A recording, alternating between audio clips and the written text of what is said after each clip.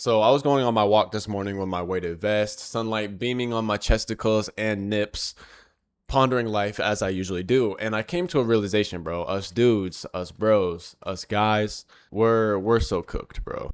And now before you click off this video and be like, yo, this arrogant prick, he think he holier than thou, walking chest out in the morning, weighted vest is performative. Chill. Let me get to my story. So I usually walk every morning, around 2 miles every single day. And I even leave my phone at the crib, bro. Like, I don't even bring my phone with me. So I could get murdered, mugged in broad daylight. No one would know. That's besides the point. The reason I do it, I think it's just good to disconnect from the phone, social media, especially right after you wake up in the morning. But I was walking, as I usually do. And to get back to my house, I have to cross by this park. And you would be surprised, bro. It surprises me, at least. It, like, astonishes me that no one is outside. It was only, like, 7 o'clock-ish. Typically there's no one outside at the park, but this time, bro, I round the corner, I hear some balls dribbling, pause, and I'm actually surprised, bro. It's 2 kids, and when I say kids, bro, they're probably like 14 and 15. Like, I'm saying kids like I'm much older. I'm only 20.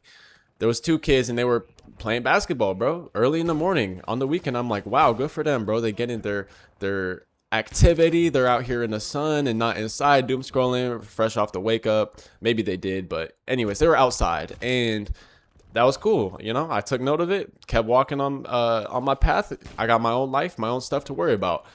But then I couldn't help but crane my neck to the side because it's getting loud. It's getting heated over there, bro. Like, I'm hearing their voices is gradually rising. So I crane my neck. I'm like, yo, hey, bro, y'all good? Like, what's going on? You know, checking it out. And I look at them, bro. They're not playing 1v1. You know, there's no heated competitive aspect to the game they're playing. They're playing like horse or something like that. Just shooting around with one ball. And then I hear it, bro. It becomes that the intangible alien, like chatter, indistinct chatter voices. It zones in. And now I hear this one claim, this one sentence. And bro, as men, I would reckon 90% of people on this earth have heard this once in their life and have actually participated in this debate. I hear one dude go, yo, bro, you tripping, bro. LeBron is better. And the other guy like, yo, hey, Jordan, bro, 6 rings. You can't deny that. Like, 6 rings. and I'm like, oh, man, yeah, here we go again, bro. This infamous ass debate. I've participated for sure in polls and TikTok comment sections. I'm not proud of it, but I have. But anyways, I was like, hey, bro, that's cool. Like, you know, they having a healthy debate. 2 young men. It's cool that they could do this and have a friendship and, you know, not start throwing hands. But then, you know, I be on my gazer Illuminati shit in the mornings, and my brain start racing. I'm like, hold on. So these kids, sure, they like 14, 15, but there's a whole lot of grown ass men that will die behind the fact that LeBron is the greatest human being ever. Which, hey, bro, LeBron, he the GOAT. Sure, yeah. I mean, Jordan could be too. I mean, hey, bro, it's up for, you know, debate. That's the whole reason the debate exists. But that's exactly my point, bro. Grown men will die behind this debate. It will consume their whole lives. Sports will consume their whole lives. And that's why I came to the conclusion, bro. Sports really are the devil. Now, before y'all are in my comment section talking about, hey, bro, this dude, he a fat lazy chud, bro. Like, there's no way, like, he doesn't actually play sports, and that's why he's hating on sports. I played basketball for a majority of my pretty much school career, bro. I played AAU. I had D3 offers for basketball. A couple of D2s hit me up. And that's not to flex or nothing. To be honest, I could really care less, bro. There's a reason I'm not playing basketball right now in the first place. But I got some credibility here. I'm not just some random dude that's hating on sports, never touched a basketball or ran or worked out. I love fitness, bro. So this is someone, a more credible type of person speaking. So when I say sports are the devil, I'm talking specifically, for the most part, about the watching aspect, not the playing aspect. I think playing sports is a great thing. You get conditioned, you get fit. Now, whether that is beneficial to your life, you know, there's obviously professional basketball players, professional football players. They probably have more benefit out of playing sports than a person who's just doing it for regular fitness. And there's probably a lot of people that are YMCA sports people and all they do is play sports, and they could probably put their effort into other things in life. That's besides the point. I think that's the only negative of playing a sport. If you let it consume your life and you don't make money off of it, maybe that's a hot take. But I'm talking more specifically about the watching aspect of sports. The first thing that comes to mind when I think about someone watching sports, I don't know why this is, but I don't know, it's how my brain works. It's like Thanksgiving, bro. Thanksgiving, a lot of people will watch football, watch the NFL for Thanksgiving. That's a tradition, at least here in America. And to be honest, there's nothing wrong with that, bro. Like, that's a family gathering. And once again, I want to kind of exclude all the outliers because I do think there's nothing really negative about watching a sport with your family for like a family gathering or an event. Once again, bro, I'm talking about like the morbidly obsessed sports people here. But then again, bro, I want to be careful with how I say that because when I phrase it like that, it makes it seem like it's a super rare thing, bro, which isn't true. I'm not going to lie. It's a lot more common than I thought, than you think. And maybe even you are someone who is morbidly obsessed with sports and you didn't even realize it. Then again, like, I get it. It's a very dude thing to be into sports, bro. It's a dude epidemic out here that everyone is overly concerned and interested in sports and other athletes' lives, bro. Like, that's no secret. There's a whole lot of dudes out here walking around with a case of lebronitis. For the sake of this video, I don't want to keep saying morbidly obsessed sports watcher over and over. So lebronitis is going to be the term that I coin when describing this phenomenon.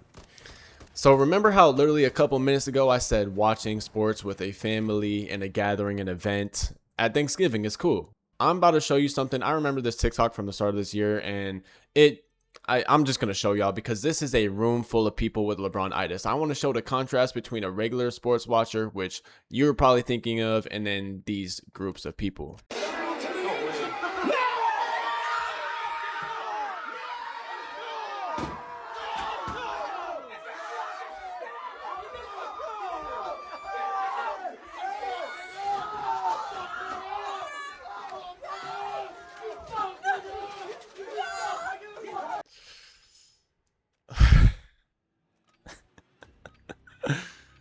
So, I mean, you could already tell what's going on. Okay, now I can see the angle like, all right, bro, maybe this is possibly a skit. Even then, there's a reason it went viral. It's because people are attracted to sports and the negative emotions that people can experience through a sport. I just find it kind of crazy that a grown man had to throw his chair at his TV screen. He has to go to Costco or Walmart or wherever he gets his TV, and he needs to buy a whole new TV because of a moment. And maybe that's not even his TV. That's the craziest part, bro. Imagine your homeboy trips out because his team lost and breaks your fucking TV, bro, over a game. Over some pixels on a screen, bro. The game probably is miles away on the other side of the US, and he's out here breaking property. It's ridiculous. But you know what I find even more crazy? Like, obviously, okay, yeah, bro, this dude just broke a TV with a chair. The other people are crazy too. They also got the lebronitis, bro. They're out here throwing they're throwing objects on him, bro. And they're talking trash. I mean, you hear that one dude in the background, he's like, you suck, you suck. Man, all of y'all suck, bro. I'm more of the opinion of this one guy in the comment section. I'm just finna throw this up on the screen. All that food gone to waste over a damn game. Personally, my mom's food is just way too good to be wasting it on some trash that is throwing a TV at a screen. And I think that's super disrespectful in the first place, but I think that's a whole separate issue. You can't deny that this is ridiculous. And if you think this is just a one-off chance, I encourage you, bro. Go to TikTok, go to YouTube after you watch this video, after you like this video, and after you subscribe. And just look up people throwing TV at screen. It's so common. It's so common. Looking at this, we just need to stop lebronitis, bro. We need life-itis, bro. We need to stop sports maxing, and we need to life max because you see what happens as a result of overly obsessing on sports, bro. So I actually have 3 reasons that I wrote down. You know, I don't like to script these videos. I just kind of have bullet points for the thing I want to talk about, and I just kind of rip it. But I got 3 bullet points as to why you should probably stop obsessing over sports so much, and you should, I don't know, do other hobbies, get a life, you know, life max, bro. Stop trying to watch these sports. And my reasonings aren't gonna be like, oh my god, watching sports is gay. Why would I watch another grown man who's bigger, faster, and stronger than me, also makes more money than me, be successful at their job when I could be learning drop shipping, scaling my business to 9 billion figures, and buy my 5th Bugatti? That's oh, bro, that's those aren't the reasons. The 3 points that I'm listing, I actually thought pretty deeply about over the past week when I be going on my walks, and It's going to explain kind of why this is an issue, but also why it's a bad thing to watch sports for a wild amount of time. All right, so now I'm about to throw my tinfoil hat on, and I was going to save this point for last, but I think this is a great intro into the next 2 points. They're all kind of interconnected. So you could call me a conspiracist, you could call me crazy, but I genuinely believe that they are trying to influence us as much as possible because, like I said in my last video, if you could influence someone's decisions at will, you get to control their life. And that's the whole reason why you could call it the government, you could call it whoever you want to. The people who are in control are trying to influence us. And the best way to influence someone is with distractions. I mean, bro, like I said, we are dopamine max to the absolute max. And since our brains are accustomed to that, distractions are that much more appealing to whatever serious issue we might be trying to deal with in life. Bro, what do you think is one of the biggest distractions in the world? Sports, especially for men, bro. Like, if you have a conversation with a dude, I know one way or another your conversation more than likely is going to flip back on how Shai Gilgeous-Alexander, he be flopping at every single play. How, I don't know, I don't watch football, but how Patrick Mahomes is the GOAT. Like the baseball game that was on last week. I don't know. It's something in like our male DNA. Maybe they've designed it that way, but we constantly talk about sports in just small talk conversation because we always know that at least, hey, bro, this dude, we got sports in common because we're both men, which sounds crazy, but you know I'm not lying. So I say point number one as to why you shouldn't watch sports is because it's intended to be a distraction and you could be doing other stuff. Now, I'm not saying, like I said in my example, you could be drop shipping and learning trading and, you know, cryptocurrency, which, I mean, if you're into that, that's cool. I'm into some of that a little bit myself too, but focus on the real things in your life that matter rather than just like praying LeBron gets his 50th triple double for the season. You know what I'm saying? I see it as no different as watching a Netflix show for a whole week and you look back on your week and you realize, oh wow, I didn't do a damn thing because I was too busy trying to finish season 5 of Outer Banks. I don't watch Outer Banks. I don't even know if there's a 5th season of that, but you get what I'm saying. It's no different from being on your phone and doom scrolling on TikTok all day and being like, wow, where did my day go? You know, so it's the same effect with sports. It's a distraction. Now, moving on to the next one, and this one is going to parlay directly into the third one. At the end of the day, bro, you could say what you want, but this, like sports, professional sports, the ones that we're watching, NBA, NFL, MLB, I almost said NBL, MLB, it's all a business. It's all a business. ESPN, it's a business. At the end of the day, they need people to watch their stuff. And so I think about it like YouTube. This video you're watching right now, I don't know, you guys probably aren't content creators, but basically how YouTube operates is if someone is watching your video, like most of the video, YouTube is going to push it out to more people because they want people to be on their platform as long as possible. The more watch time you have, the better chance you have of a creator, basically. Better chance you have being pushed out as a creator. And so when it comes to you watching sports, it's no different. The more you watch, the more they get paid. Their whole goal is to get you as addicted to the sports and everything as possible, everything around it, because their ratings go up and they just make more money. It's just how it is. Once again, a distraction, a business. They kind of tie in together. You see where I'm going here? And so this kind of leads into the third point. And this one, I think this one is insane, bro. I think this one is crazy, y'all. Hopefully I didn't just peek my mic. I maybe did, but oh my goodness. Okay. With the way things are set up nowadays, it's damn near impossible to not have an addictive personality unless you're like stoic maxing to the fullest extent. I mean, even I haven't achieved that. Or you're a Tibetan monk up in the mountains and minding your own business. Everyone has an addiction, and it's just the way the world is right now. So I got curious and I looked up top 5 addictions. That is a Gen Z search right there. But I don't know if this is in the world or the US, but I'll throw it up on the screen. But basically it has nicotine, internet, social media, food, and even caffeine is on there. I never have caffeine, so that low-key surprised me. I forgot caffeine low-key existed. But yeah, I mean, I guess it makes sense. There's one addiction on here though that I full-heartedly believe can take your life from 100 to 0 the fastest. From you're doing great to you're doing god awful in terms of mood, in terms of in terms of everything. And so I'm just going to throw this stat up on the screen and it's all going to make sense to you. You could pause the screen if you'd like, but basically the most important thing I want you to get out of this is that 50% of men, nearly, it's 49%, so it's not actually 50% of men ages 18 to 50 have an online active sportsbook account. Now, before I even get to that, I want to rehash on something I said earlier. I said I believe that a gambling addiction can be the most crippling, hurtful addiction. And someone might, say something in regards to that claim, like, hey bro, there's no way gambling is worse than like being strung on meth, right? But you could be on meth for, I don't know how that works, but I'm pretty sure you could be on meth for a long time and not like get fully addicted to where your life overnight changes. Gambling is different, and I think it depends on where you place your value. And I'm kind of going in on a tangent here, but I want you to get this because this is important. The severity of the addiction depends on what you hold value in and what you hold important to you. I would say, based on the world, and this is different for some other people, but in the vast majority, the thing that people prize the most is money.